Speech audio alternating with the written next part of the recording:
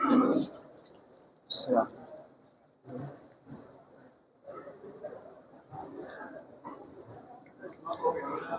حول ولا قوة إلا بالله العلي العظيم. أعوذ بالله من الشيطان اللعين الرجيم. بسم الله الرحمن الرحيم. الحمد لله رب العالمين، والصلاة والسلام على سيد الأنبياء والمرسلين، سيدنا ونبينا وشفيع المذنبين ابی القاسم مصطفى محمد،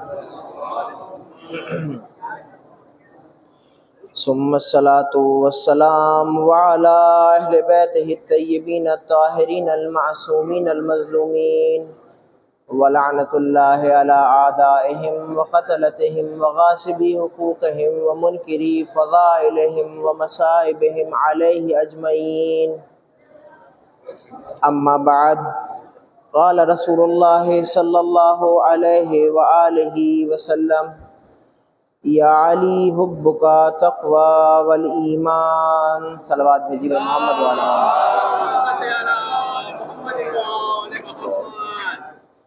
آپ حضرات سے گزارش ہے کہ ایک مرتبہ سورہ حمد اور 3 مرتبہ سورہ اخلاص کی تلاوت فرما کر جملہ مرحومین و مرحومات کے لیے ایک سورہ فاتحہ ارسال کریں.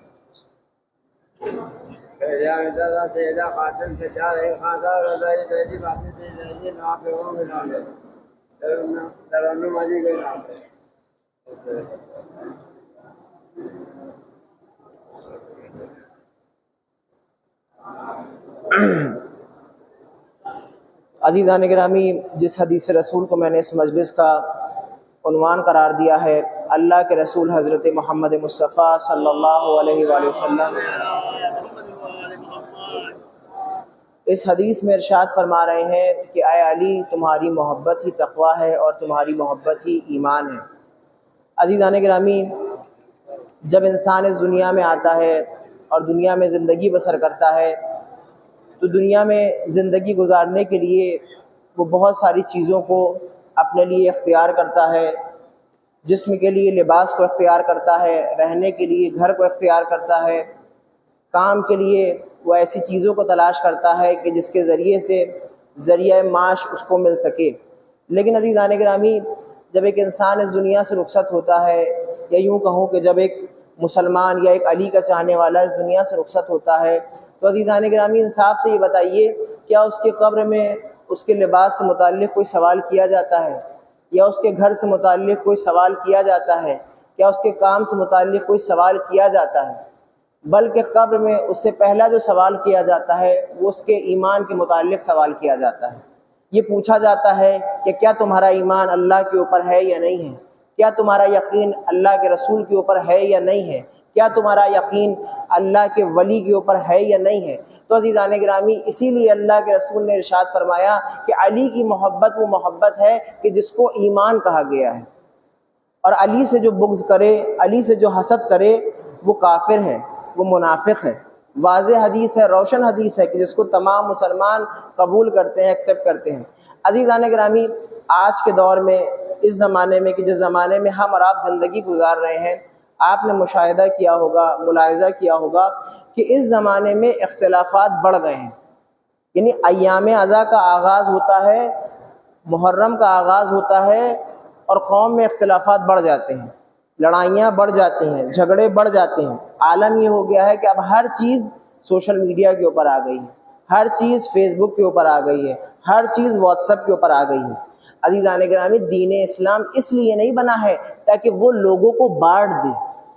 دین اس لیے بنا ہے، شریعت اس لیے بنی ہے تاکہ لوگوں کو جوڑا جائے. ماہ محرم، ماہ سفر اس لیے منعقد کیا جاتا ہے، اس لیے انعقاد کیا جاتا ہے اس ماہ کو، تاکہ لوگ جڑیں، آپس میں ملیں، ایک پلیٹ فارم پہ آئیں، ایک مقام کے اوپر آئیں، ایک فرش ازا کے اوپر آئیں. لیکن عزیزان گرامی، اس زمانے میں، اس دور میں آپ مشاہدہ کر سکتے ہیں کہ آپ روزانہ ایک نئے اختلاف کو دیکھتے ہیں سوشل میڈیا کے اوپر، فیس بک کے اوپر. مسئلہ کیا ہے؟ مسئلہ چھوٹا سا ہے کہ اس زمانے میں، اس دور میں ہر انسان اپنے اعتبار سے دین کو لے رہا ہے. اپنے اعتبار سے شریعت کو لے رہا ہے۔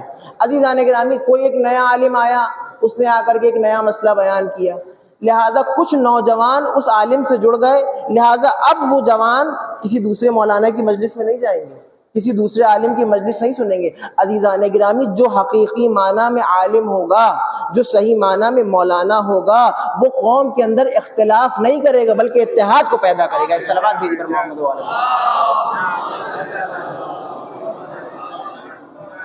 لہذا آج آپ مشاہدہ کر سکتے ہیں کہ ممبروں کے اوپر لوگ آتے ہیں، خطبہ آتے ہیں، ذاکرین آتے ہیں اور بہت بڑے بڑے مسائل کو بیان کرتے ہیں، بہت بڑے بڑے موضوعات کے اوپر گفتگو کرتے ہیں، لیکن عزیزان گرامی معلوم یہ ہوتا ہے اور لوگ بتاتے یہ ہیں کہ پوری مجلس ہو جاتی ہے، فضائل بھی بیان کر دیے جاتے ہیں، مصائب بھی بیان کیے جاتے ہیں، ان کے نزدیک جو فضائل ہوتے ہیں یا مصائب ہوتے ہیں، لیکن عزیزان گرامی پوری مجلس میں نہ ذکر علی کو بیان کیا جاتا ہے، نہ ذکر اہل بیت کو بیان کیا جاتا ہے، نہ ذکر آل محمد کو بیان کیا جاتا ہے۔ عزیزان گرامی علت اور وجہ اختلاف کی یہی ہے، پرانے علماء، بزرگ علماء جب ممبر پہ آتے تھے تو آنے کے بعد وہ ادھر ادھر کے مسائل بیان نہیں کرتے تھے، وہ ممبر پہ آنے کے بعد جو اہل بیت کا حق ہے اس کو بیان کرتے تھے، اہل بیت کے حق کو بیان کرتے تھے، تو اس کے نتیجے میں آپ کو دیکھنے کو ملتا تھا کہ اس زمانے میں جو اہل سنت ہوتے تھے وہ بھی فرش ازا پہ آتے تھے، جو ہندو ہوتے تھے وہ بھی فرش ازا پہ آتے تھے، جو عیسائی ہوتے تھے وہ بھی فرش ازا پہ آتے تھے، لیکن عزیزان گرامی اس زمانے میں اسی ممبر سے جو چیزیں بیان کی جا رہی ہیں وہ اتحاد کا باعث نہیں بن رہا ہے بلکہ اختلاف کا باعث بن رہا ہے۔ ایک صلوات بھیجیے پر محمد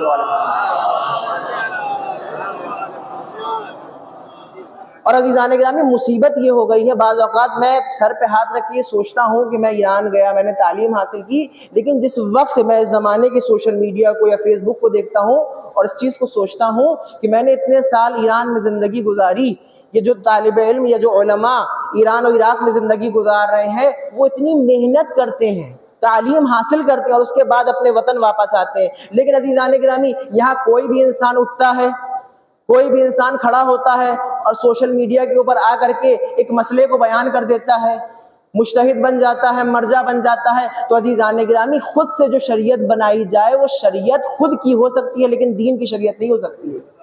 اگر دین کی شریعت کو سمجھنا ہے تو ان سے سمجھو کہ جو صاحبان علم ہے۔ ایک صلوات بھیجی پر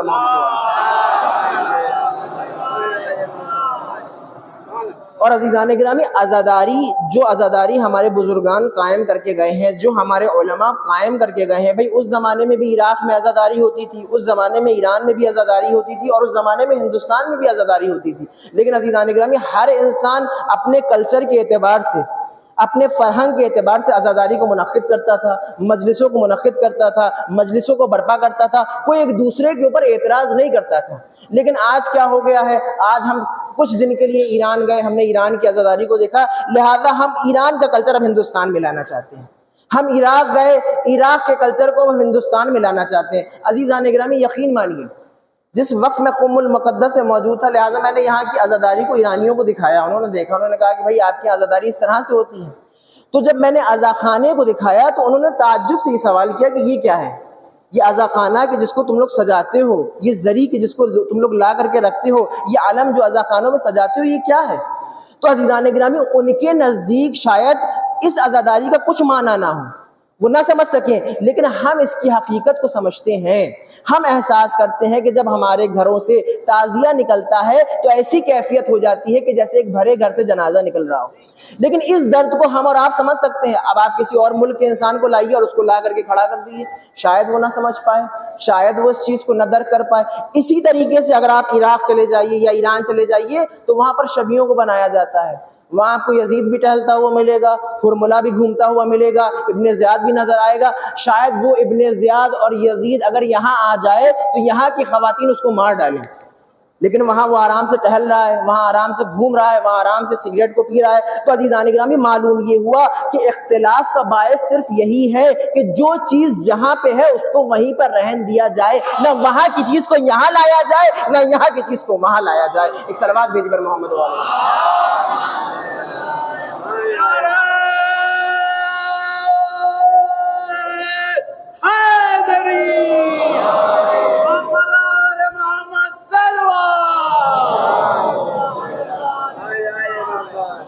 عزیزان گرامی حقیقت بھی یہی ہے اور حقانیت بھی یہی ہے کہ ممبر کا حق یہ ہے کہ اگر کوئی انسان، کوئی خطیب، کوئی ذاکر اس ممبر رسول کے اوپر آ رہا ہے تو اس کے اوپر واجب ہے، اس کا حق یہ ہے کہ وہ فضائل علی کو بیان کرے، علی کے مرتبے کو بیان کرے، آل علی کے مرتبے کو بیان کرے۔ معلوم یہ ہوا کہ پوری مجلس گزر گئی، نہ ایک فضیلت کو بیان کیا گیا، نہ ایک واقعے کو بیان کیا گیا، نہ تاریخ کو بیان کیا گیا۔ مجلس بہت اچھی تھی۔ عزیزان گرامی، ایسی مجلس کبھی بھی قبول نہیں ہو سکتی کہ جس میں اہل بیت کا ذکر نہ کیا جائے، کیونکہ اللہ کے رسول کہہ چکے ہیں کہ اپنی مجلسوں کو زینت دو ذکر علی بن ابی طالب سے۔ ایک صلوات بھیجی بر محمد والا۔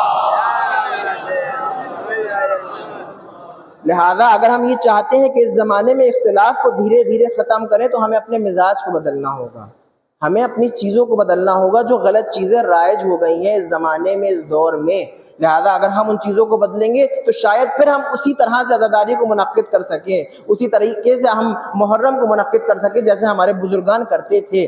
آج آپ دیکھیں کیا ہوتا ہے کہ بھائی فلاں جگہ مجلس ہے، کچھ جوان یہ کہیں گے کہ ہم اس مجلس میں نہیں جائیں گے، کیوں؟ کیونکہ فلاں مولانا پڑھتے ہیں۔ کچھ جوان کہیں گے کہ ہم فلاں کی مجلس میں نہیں جائیں گے، کیوں؟ کیونکہ فلاں مولانا اصولی ہیں، فلاں مولانا اخباری ہیں۔ عزیزان گرامی، میں یہ سوال کرنا چاہوں گا کہ عوام کو یہ کب حق مل گیا کہ وہ کسی کو اصولی کہے یا اخباری کہے؟ بھائی عوام کو یہ حق نہیں ہے، ایک مجتہد، ایک عالم کو حق ہے کہ وہ بتائے کہ لوگوں کے درمیان کون اصولی ہے اور کون اخباری ہے۔ ایک صلوات بھیجی بر محمد والا۔ لہذا آج آپ دیکھیے کہ تمام چیزیں وہ ہیں جو میں اس ممبر سے بیان کر رہا ہوں جو عام ہے، جو اختلاف کا باعث بن رہی ہیں۔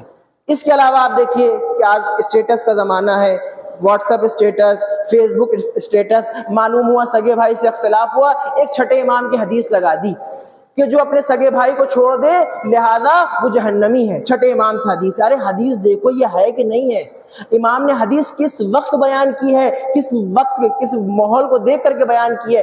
انسان نے اسٹیٹس تو لگا دیا اپنے مطلب کے لیے، حدیث کو لگا دیا اپنے مطلب کے لیے۔ عزیزان گرامی، شریعت اپنے مطلب کے لیے نہیں آئی تھی، شریعت لوگوں کو جوڑنے کے لیے آئی تھی۔ ایک صلوات بھیجی پر محمد والا۔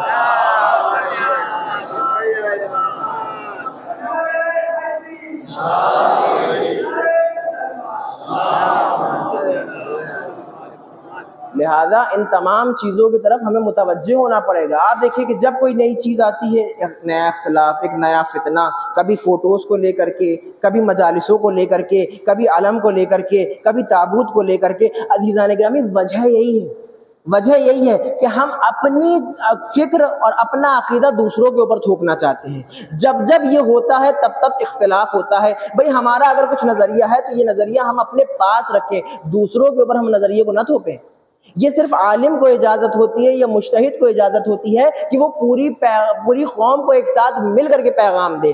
لہذا کسی عوام کو اجازت نہیں ہے، کسی مولانا کو اجازت نہیں ہے۔ اور عزیزان گرامی، آخری کلام میں اس بات کو عرض کروں کہ ایک عزادار کو واقعی مولا کا عزادار ہونا چاہیے، کسی مولانا کا عزادار نہیں ہونا چاہیے۔ ایک صلوات بھیجی پر محمد والا۔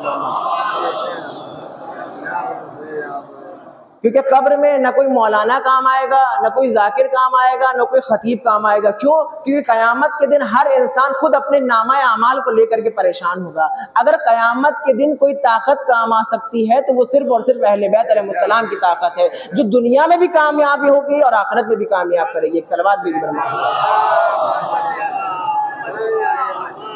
لہذا ہم ایسا عزادار بنے کہ جو مولا کا عزادار کہلائے، نہ کہ کسی مولانا کا عزادار۔ اگر ہم مولانا کے عزادار بنے رہیں گے تو عزیزان گرامی فکر محدود رہے گی، ماحول محدود رہے گا اور اختلاف میں ہم پھنسے رہیں گے۔ لیکن اگر ہم مولا کے عزادار بنیں گے تو یقیناً ہم دنیا میں بھی کامیابی کو حاصل کریں گے اور آخرت میں بھی کامیابی کو حاصل کریں گے۔ اور عزیزان گرامی، یہ اہل بیت علیہ السلام وہ ہیں کہ جو اپنے وعدے میں سچے ہیں۔ اگر کسی انسان سے وعدہ کرتے ہیں تو اس وعدے کو پورا کرتے ہیں۔ ایک میرے استاد تھے ایران میں، اس واقعے کو نقل کرتے ہیں، وہ بیان کرتے ہیں کہ ان کے استاد اصفہان میں رہا کرتے تھے، تو ان عالم دین کے گھر کے بغل میں ایک بنا رہا کرتا تھا، ایک بڑھئی رہا کرتا تھا۔ ایک شب ایک رات اس بڑھئی کا لڑکا ان عالم دین کے دروازے پہ آیا، دق الباب کے رات کا وقت تھا، انہوں نے دروازہ کھولا۔ جب دروازہ کھولا تو کیا دیکھا کہ ایک نوجوان دروازے کے اوپر کھڑا ہے کہ جو ہمسایہ ہے، پڑوسی ہے۔ سوال کیا کہ بھائی اس وقت خیریت تو ہے؟ تو اس نوجوان نے جواب دیا کہ آغا، میرے باپ کی روح جسم سے پرواز کر رہی ہے، عالم سکرات میں روح نکل رہی ہے، لہٰذا آپ میرے گھر تشریف لائیے اور میرے باپ کو شہادتین پڑھوا دیجیے. یعنی یہ مستحب ہے کہ جب کسی کے جسم سے روح نکل رہی ہو تو اس کو کلمہ پڑھوایا جائے, شہادتین کو زبان سے جاری کروایا جائے. لہٰذا وہ نوجوان آیا تھا عالم دین کے پاس, اس لیے تو وہ عالم دین اس نوجوان کے ساتھ اس کے گھر پہ آتے ہیں. جب آتے ہیں تو کیا دیکھتے ہیں کہ اس کا باپ بستر کے اوپر ایڑیوں کو رگڑ رہا ہے اور اس عالم میں ہے کہ اس کی روح جسم سے پرواز کر جائے گی. لہٰذا یہ عالم آگے بڑھتے ہیں اور اس شخص سے مخاطب ہوتے ہیں اور کہتے ہیں کہ بھائی جو میں کہہ رہا ہوں وہ تم سن رہے ہو؟ کہا ہاں میں سن رہا ہوں. کہا جو میں کہہ رہا ہوں تم سمجھ رہے ہو؟ کہا ہاں سمجھ بھی رہا ہوں. اب یہ عالم دین کہتے ہیں کہ میں شہادتین کو پڑھوں گا, تم اپنی زبان سے اس شہادتین کو جاری کرنا, میں کلمے کو پڑھوں گا, تم کلمے کو دہرانا. لہذا اب یہ عالم دین کلمے کو پڑھتے ہیں, لا الہ الا اللہ محمد رسول اللہ, لیکن وہ خاموش. اللہ کی وحدانیت کی گواہی دی, خاموش. رسول کی رسالت کی گواہی دی, خاموش. اب یہ عالم دین اپنے ذہن میں یہ سوچتے ہیں کہ میں نے روایت میں یہ پڑھا ہے کہ اگر کسی انسان نے اپنی زندگی میں ایک مرتبہ ایک لقمہ حرام تناول کیا ہوگا تو وہ مرتے وقت شہادتین کو اپنی زبان سے جاری نہیں کر پائے گا. وہ عالم دین کہتے ہیں کہ میں یہی سوچ رہا تھا کہ اسی اثنا میں میری نگاہ اس شخص کے اوپر پڑی کہ جس کی روح جسم سے نکل رہی تھی. میں نے کیا دیکھا کہ اس کی آنکھوں سے آنسو جاری ہیں. میں نے سوال کیا کہ تمہیں کیا اذیت ہے, تمہیں کیا پریشانی ہے؟ کہا مجھے کوئی اذیت نہیں, مجھے کوئی پریشانی نہیں, بس میں نے 40 برس عزاداروں کی جھوٹی چائے کی پیالیوں کو دھویا ہے اور میں نے امام حسین علیہ السلام سے یہ وعدہ لیا تھا کہ اے آقا میں نے آپ کی 40 برس خدمت انجام دی ہے, مرنے سے پہلے ایک مرتبہ آپ اپنی زیارت ضرور کروا دیجیے گا.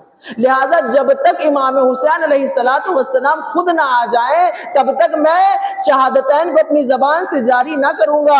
بس عزیزان گرامی, روایت کے واقعے میں یہ ملتا ہے کہ وہ عالم دین رونے لگتے ہیں, گریہ کرنے لگتے ہیں. اسی اثنا میں کیا دیکھتے ہیں کہ وہ شخص کی جو لیٹا ہوا تھا ایک مرتبہ وہ اپنی ہمت سے بستر کے اوپر بلند ہوتا ہے اور بلند ہونے کے بعد کہتا ہے السلام علیکم یا ابا عبداللہ, السلام علیکم یا ابن رسول اللہ. یہ عالم دین کہتے ہیں کہ میں سمجھ گیا کہ جس کا انتظار تھا وہ آ چکا ہے. ارے حسین کا انتظار کر رہا تھا. حسین مرتے وقت تشریف لے آئے اس شخص کے نزدیک اور جیسے ہی امام حسین کو اس شخص نے سلام کیا اس کی روح جسم سے پرواز کر گئی. عزیزان گرامی, آپ نے اندازہ لگایا کہ حسین وہ ہے کہ جس سے وعدہ کرتے ہیں تو اس وعدے کو پورا کرتے ہیں. بس عزیزان گرامی, یہ کریم ابن کریم ہے. ان کی شہادت کے بعد انہی کی بہنیں تھی کہ جو دیار بدیار لے جائی گئی, کربلا سے کوفہ اور کوفے سے شام لے جائی گئی. عزیزان گرامی, روایت میں یہ ملتا ہے کہ جس زمانے میں امام حسین علیہ السلام مدینے میں زندگی گزارتے تھے, آپ کی ایک کنیز تھی جس کا نام شیری تھا. امام حسین علیہ السلام نے اس کنیز کو آزاد کر دیا تھا, اس کی شادی کر دی تھی. جب وہ رخصت ہونے لگی تو امام حسین کی خدمت میں حاضر ہوئی اور حاضر ہونے کے بعد کہا کہ اے فرزند رسول ایک گزارش ہے آپ سے. امام نے کہا کیا گزارش ہے؟ اب یہ کنیز کہتی ہے کہ اے فرزند رسول میں رخصت ہو رہی ہوں, میں جا رہی ہوں, لیکن میں جاتے ہوئے یہ کہنا چاہتی ہوں کہ آپ وعدہ کیجئے کہ زندگی میں ایک بار آپ میرے گھر ضرور تشریف لائیں گے. روایت یہ کہتی ہے کہ امام نے کچھ لمحوں کے لیے سوچا اور پھر جواب دیا میں وعدہ کرتا ہوں کہ زندگی میں ایک بار میں تیرے گھر ضرور آؤں گا. پھر یہ کنیز ہاتھوں کو جوڑتی ہے اور جوڑنے کے بعد یہ کہتی ہے کہ اے فرزند رسول ایک اور گزارش ہے.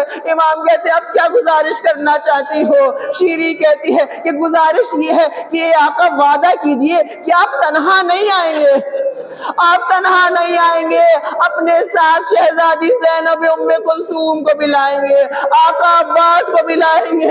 روایت کہتی ہے کہ امام حسین نے جواب دیا کہ میں وعدہ کرتا ہوں کہ میں تیرے گھر ضرور آؤں گا اور تنہا نہیں آؤں گا, اپنے بھائی کے ساتھ آؤں گا, اپنی بہنوں کو لے کر کے آؤں گا. عزیزان گرامی, پھر امام حسین نے فرمایا کہ اے شیری جس وقت ہم تمہارے گھر پہ آئیں گے کہ تم ہم لوگوں کو پہچان پاؤ گی؟ گئی. شیریں نے ہاتھوں کو جوڑا, اے آقا بھلا ایسے کیسے ہو سکتا ہے کہ آپ میرے گھر تشریف لائیں اور میں آپ کو نہ پہچان سکوں. عزیزان گرامی, وقت گزر جاتا ہے, شیریں کوفے میں زندگی گزار رہی ہوتی ہے, صبح شام امام حسین کا انتظار کرتی ہے. جب شیریں نے یہ سنا کہ امام حسین علیہ السلام مکے سے کوفے کی جانب آ رہے ہیں, صبح اور شام شیریں اس راستے پہ جا کر کے بیٹھ جاتی تھی جو راستہ مکے سے کوفے کی جانب آتا تھا. عزیزان گرامی, وہ وقت بھی آیا کہ جب یہ لٹا ہوا قافلہ کوفے پہنچا اور شیریں کے دروازے پر یہ لٹا ہوا قافلہ پہنچا. رات کی تاریکی تھی, رات کا وقت تھا. یزیدی فوجیوں نے ایک مرتبہ شیریں کے دروازے پہ دق الباب کیا. شیریں نے دروازے کو کھولا, سوال کیا کہ آپ کون ہیں؟ کہا کچھ باغی تھے کہ جنہوں نے خلیفہ وقت کے خلاف بغاوت کی تھی, ان کو کربلا کے میدان میں شہید کر دیا گیا, ان کی عورتیں ہمارے ساتھ ہیں, رات ہو چکی ہے لہذا آج کی شب ہم تمہارے گھر رکنا چاہتے ہیں, قیام کرنا چاہتے ہیں. شیریں نے اپنے دروازے کو کھول دیا. ایک حجرے میں بیویاں آ گئیں, ایک حجرے میں کٹے ہوئے سروں کو رکھ دیا گیا. ایک مرتبہ شیریں جناب زینب کے نزدیک آتی ہے اور آنے کے بعد یہ سوال کرتی ہے اور پوچھتی ہے, اے بی بی, جب سے آپ لوگ میرے گھر آئے ہیں میرا دل بہت بے چین ہے, میرا دل بہت بے قرار ہے, آپ کون ہیں؟ بس عزیزان گرامی, یہ سننا تھا. جناب زینب نے چہرے سے بالوں کو ہٹایا اور فرمایا, اے شیریں, ہمیں نہ پہچانا, میں تمہاری شہزادی زینب ہوں. بھیا حسین نے تم سے وعدہ کیا تھا کہ ایک مرتبہ تمہارے گھر ضرور آئیں گے. لو آج ہم نے اپنے وعدے کو پورا کیا. یہ نوکے نیزہ پہ جو تم سر دیکھ رہی ہو یہ بھیا حسین کا سر ہے. جیسے ہی سر حسین کو شیریں نے دیکھا اپنے کو روک نہ سکی, زمین پہ گری اور روح جسم سے پرواز کر گئی. میں کہوں گا, اے شیریں, کچھ لمحوں کے لیے تم نے سر حسین کو دیکھا, تم برداشت نہ کر سکی. ارے زینب کے لیے کتنا سخت ہوگا دیار بدر یار اس کٹے ہوئے سر کے ساتھ.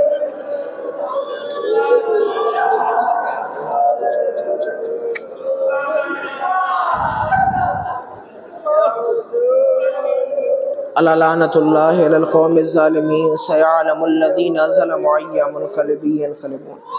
بار الہ ان آوازوں پر رحمت نازل فرما. بار الہ جو مومنین یا تشریف فرما, ان کی نیک حاجات کو پورا فرما. جو مقروض ہیں ان کے قرضوں کو ادا فرما. جو پریشان ہیں ان کی پریشانیوں کو برطرف فرما. جہاں جہاں بھی شیعان حیدر کرار ہیں ان کی جان, مال, عزت و آبرو کی حفاظت فرما.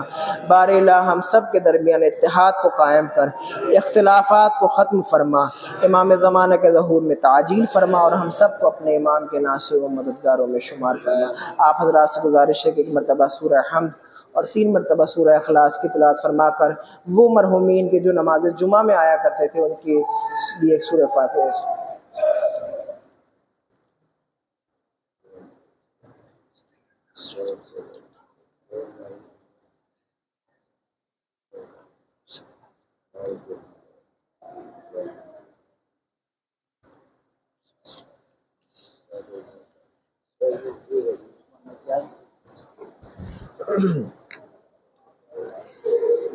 السلام علیکم یا رسول اللہ, السلام علیکم یا امیر المومنین علی بن ابی طالب, السلام علیکم یا فاطمۃ الزہرا سیدۃ النساء العالمین, السلام علیکم یا حسن مجتبی, السلام علیکم یا ابا عبداللہ, السلام علیکم ورحمۃ اللہ وبرکاتہ, السلام علیکم یا غریب الغرباء, السلام علیکم یا معین الضعفاء والفقراء, السلام علیکم یا شمس الشمود, السلام علیکم یا انیس النفوس, السلام علیکم ایھا المدفون بارض طوس, السلام علیکم یا سلطان عرب والعجم یا ابوالحسن علی بن موسی الرضا ورحمۃ اللہ وبرکاتہ, السلام علیکم یا مولا یا صاحب الزمان, الامان الامان الامان من فتنة الزمان, السلام علیکم یا شریک القرآن, السلام علیکم یا مظہر الایمان, السلام علیکم یا امام الانس والجن, عجل اللہ تعالی فرجک وسال اللہ تعالی مخرجک وظہورک ورحمۃ اللہ وبرکاتہ.